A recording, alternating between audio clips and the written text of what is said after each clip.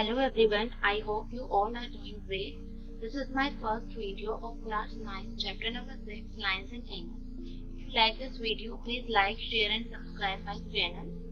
Before doing exercise, let us know some basic terms regarding this chapter. The very first term is line. Line क्या होती है? Straight path joining two points that can be extended in both directions. ठीक है, line क्या होती है बेटा? Line होती है कोई भी ऐसी स्ट्रेट पाथ, ठीक है, जिसका कोई एंड पॉइंट नहीं होता, जो दोनों डायरेक्शंस में बढ़ती रहती है, उसे हम बोलते हैं लाइन. ठीक है. लाइन सेगमेंट क्या होती है? It is a part of line that join two distinct point. It has fixed length. Line segment क्या होती है? लाइन का ही पार्ट होता है, लेकिन उसके दो एंड पॉइंट्स होते हैं, दो पॉइंट्स होते हैं जिनके बीच से हम लाइन ड्रॉ करते हैं. फॉर एग्जाम्पल, आपको 4 सेंटीमीटर की लाइन ड्रॉ करनी है, तो आप एक पॉइंट स्केल रखोगे एक पॉइंट पे और फिर से ड्रॉ करोगे. ठीक है. नाउ नेक्स्ट, रे. रे क्या होती है? Straight path that begins at a fixed point and extend at one direction. Ray होती है बेटा ऐसा ही स्ट्रेट पाथ होता है जिसका एक फिक्स्ड पॉइंट होता है और एक ही डायरेक्शन में ये एक्सटेंड होती है. एक जो पॉइंट होता है, बाकी दूसरा नहीं होता है. किसी मतलब कि किसी भी डायरेक्शन में अगर जा रहे हो तो उसी डायरेक्शन में ही जा. नाउ नेक्स्ट आता है point. Point it is a location on a plane. Point होता है बेटा, प्लेन क्या होता है? प्लेन होता है कोई भी सरफेस जिसके ऊपर हम कोई भी पॉइंट लोकेट करते हैं. ठीक है, ये लोकेशन बताता है हमें प्लेन की, इसे हम बोलते हैं पॉइंट. अब आ जाते हैं आपकी टाइप्स ऑफ लाइंस. लाइंस कितने टाइप्स होती है? Parallel lines, lines that do not intersect each other. Parallel lines वो लाइंस होती है जो एक दूसरे को कट नहीं करती, पैरेलल डायरेक्शन में चलती रहती है. Intersecting lines, two lines having one common point. Intersecting lines वो लाइंस होती है जो एक दूसरे को इंटरसेक्ट करती है और जिनका एक कॉमन पॉइंट होता है. ठीक है. परपेंडिकुलर लाइंस, परपेंडिकुलर लाइंस की दो लाइंस जो आपस में इंटरसेक्ट करती है लेकिन वो राइट एंगल बनाती है. ठीक है, दोनों में डिफरेंस समझ आया. इंटरसेक्टिंग लाइन को एक दूसरे को क्रॉस करती है एक कॉमन पॉइंट. परपेंडिकुलर लाइन दो लाइन इंटरसेक्ट करके राइट एंगल बनाती हैं, उन्हें हम बोलते हैं perpendicular line. Okay, come to next, angles. अब एंगल्स क्या होते हैं? Angle is formed by two rays having a common point. Angle जो होता है वो दो रे से बनाया जाता है. जैसे मैंने बताया था, रे क्या होती है? रे होती है जिसका एक पॉइंट तो हमें पता होता है लेकिन वो दूसरा हमें नहीं पता होता, एक ही डायरेक्शन में चलती रहती है. तो दो रे मिलके हमारा एक एंगल बनाते हैं. सपोज करो ये एक पॉइंट है, यहाँ से मैंने एक रे ड्रॉ करी, इसी सेम पॉइंट से मैंने एक दूसरी रे ड्रॉ करी. तो दोनों रे का जो बीच का डिस्टेंस होता है उसे हम बोलते हैं angle. Okay. Types of angles. Angles कितने टाइप्स के होते हैं? Acute angle, obtuse angle, right angle, straight angle, reflex, complete. ये सब आपको पता होगा, दूसरी क्लासेस में आपने पढ़े होंगे. फिर भी मैं एक बार बता देती हूँ. एक्यूट एंगल कौन से होते हैं? जो 90 डिग्री से छोटे होते हैं. 0 डिग्री से तो बड़े होते हैं और 90 डिग्री से छोटे होते हैं. ऑब्ट्यूज एंगल कौन से होते हैं? जो 90 डिग्री से बड़े होते हैं और 180 डिग्री से छोटे होते हैं. राइट एंगल कौन से होते हैं? जो 90 डिग्री का होता है. स्ट्रेट एंगल जो 180 डिग्री का होता है. रिफ्लेक्स एंगल्स कौन से होते हैं? जो 180 डिग्री से तो बड़े होते हैं और 360 डिग्री से छोटे होते हैं. कंप्लीट एंगल जो होता है वो हमारा कितने डिग्री का होता है? 360 डिग्री का. Now come to next topic, pair of angles. Angles के पेयर. सबसे पहला आता है कॉम्प्लीमेंट्री एंगल. कॉम्प्लीमेंट्री एंगल्स वो एंगल्स होते हैं जिन दो एंगल्स का सम 90 डिग्री, उन दोनों एंगल्स का सम अगर 90 डिग्री का होता है तो वो एंगल क्या कहलाएंगे? Complementary angle. नेक्स्ट आता है सप्लीमेंट्री एंगल. सप्लीमेंट्री एंगल्स वो एंगल्स होते हैं जिन दो एंगल्स का सम जिनका सम 180 डिग्री आता है, उसे बोलते हैं supplementary angle. Adjacent angle. Adjacent angle मतलब होता है पड़ोसी वाला, मतलब साथ वाला एंगल, जिसे हम पड़ोसी कहते हैं. Angles that have same vertex, common arm and other arm opposite side of common arm. मतलब क्या होता है? मैं आपको सिंपल लैंग्वेज में समझा देती हूँ. एडजेसेंट एंगल, सपोज करो ये एक फिगर है. ठीक है, मैंने फिगर से एक पॉइंट से मैंने 3 आर्म ड्रॉ करी है, या फिर आप कह सकते हो 3 रे मैंने ड्रॉ करी है. भी सेम वे में देखो, तीन एंगल, दो एंगल हमारे बन रहे हैं। एक और रे हम ड्रॉ कर लेते हैं, सपोज करो डी है डी, एक रे और बने, इससे भी एक एंगल बन रहा है। अब मैं आपसे पूछूं एडजेसेंट एंगल कौन सा है? एडजेसेंट एंगल होगा बेटा ए और बी, ठीक है। एंगल ए जो है वो किसका एडजेसेंट है? एंगल बी का, ठीक है।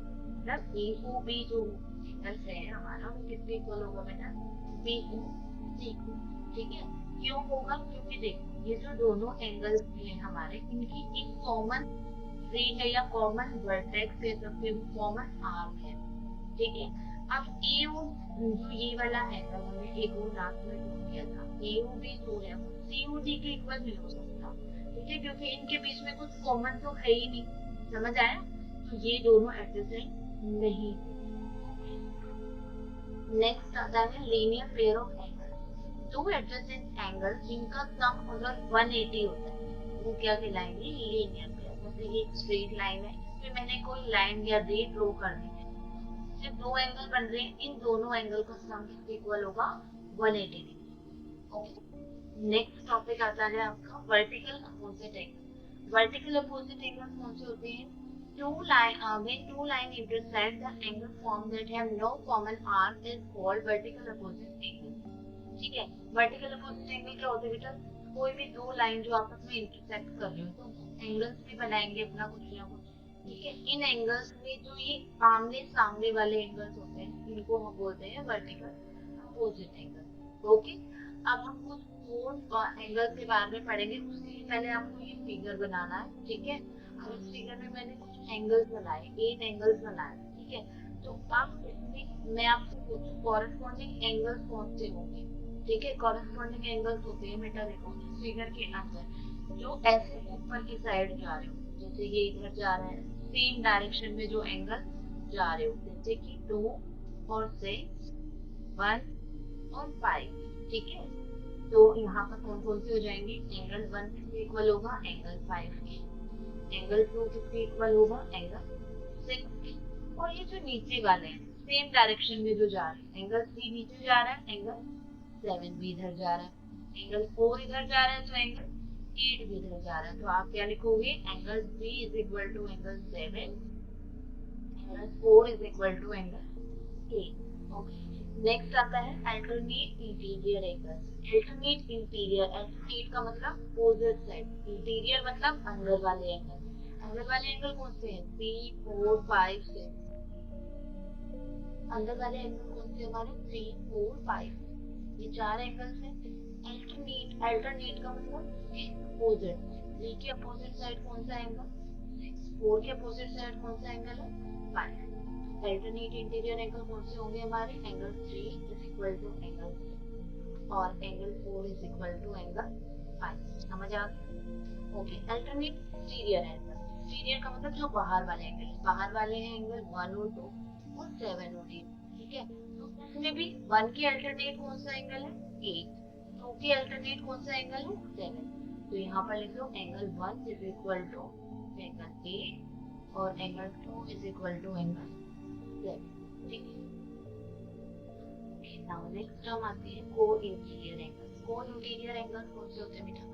जो दो पैरेलल लाइंस के बीच में जो ये आपको ट्रांसवर्सल लाइन दिख रही है ना, ट्रांसवर्सल लाइन के अंदर, इंटीरियर का मतलब अंदर वाले एंगल, ठीक है। अंदर वाला एंगल तो 3 और 5 है और 4 और 6 है। को का मतलब क्या होता है बेटा? ट्रांसवर्सल लाइन के साथ में बनने वाले एंगल, ठीक है। ट्रांसवर्सल लाइन ये होती है हमारी, इसके साथ में एंगल है 3, सेम साइड में होनी चाहिए एंगल। 3 के साथ में कौन सा एंगल बन रहा है? 5। तो ये दोनों एंगल क्या होंगे हमारे? को इंटीरियर एंगल। एंगल 3 5 के इक्वल होगा, एंगल 4 एंगल 6 के इक्वल, ठीक है। और एक चीज और बेटा, जो को इंटीरियर एंगल होते हैं ना, इनका सम भी किसके इक्वल होता है? 180 डिग्री के इक्वल होता है। क्योंकि जो आपके एक्सरसाइज के क्वेश्चंस आएंगे उसमें ये चीज याद रखिए आप, ठीक है। ओके। अब हमारा मेन टॉपिक आ जाता है कॉन्ग्रुएंट ट्रायंगल। कॉन्ग्रुएंट ट्रायंगल सबसे पहले मैं बता देती हूँ कॉन्ग्रुएंट का मतलब क्या होता है। ऐसे ट्रायंगल जिनकी शेप और साइज दोनों सेम होती है उन्हें हम बोलते हैं कॉन्ग्रुएंट ट्रायंगल। कॉन्ग्रुएंट का साइन जो होता है वो होता है इक्वल, का मतलब क्या होता है? बराबर है, और ये होता है हमारा कॉन्ग्रुएंट का साइन, ठीक है। अब आ जाते हैं कुछ क्राइटेरिया भी यूज करते हैं जब हम दो ट्राइंगल्स को कॉन्ग्रुएंट प्रूव करते हैं, तो उसमें हम क्राइटेरिया यूज करते हैं। ठीक है, क्राइटेरिया या फिर आप प्रॉपर्टीज कह सकते हैं, प्रॉपर्टीज यूज करते हैं। तो टोटल हमारी 5 प्रॉपर्टीज हैं। पहले आती है इसका मतलब होता है साइड एंगल साइड, एस मतलब साइड साइड साइड, एस से मतलब angle side angle, A S का मतलब होता है एंगल एंगल साइड, और लास्ट में आ जाती है R S S, R S S मतलब राइट एंगल हाइपोटेन्यूज साइड। ये सभी प्रॉपर्टीज को हम यूज करेंगे एक्सरसाइज के क्वेश्चंस में। हम ट्रायंगल्स को कॉन्ग्रुएंट प्रूव करेंगे तो उसमें हम उनका यूज करेंगे। तो फोर्थ टर्म आ जाती है आपकी सेकेंसिटी। सेकेंसिटी का मतलब होता है corresponding part of congruent triangle. ठीक है, जब आप ट्रायंगल को कॉन्ग्रुएंट प्रूव कर दोगे, ठीक है, तो इसका मतलब होता है जैसे सपोज करो ये दो ट्रायंगल्स थे, ठीक है, मैंने इन दोनों को कॉन्ग्रुएंट प्रूव कर दिया। ठीक है, कॉन्ग्रुएंट प्रूव करने के बाद ट्रायंगल का जो कॉरेस्पॉन्डिंग पार्ट, कोई भी साइड, जैसे आपको क्वेश्चन में जैसे एबीसी मेरा ये ट्रायंगल है, ये पी क्यू आर है, और आपसे क्वेश्चन में पूछे जाए कि एसी जो है वो पीआर के इक्वल प्रूव करो, तो सबसे पहले मैं इनको कॉन्ग्रुएंट प्रूव करूंगी। कॉन्ग्रुएंट प्रूव करने के बाद में सीपी सीपी से जो ये थर्ड साइड, ठीक है, ट्रायंगल का जो ये कॉरेस्पॉन्डिंग पार्ट है ना, दोनों ट्रायंगल का कॉरेस्पॉन्डिंग पार्ट जो है सीपी सीपी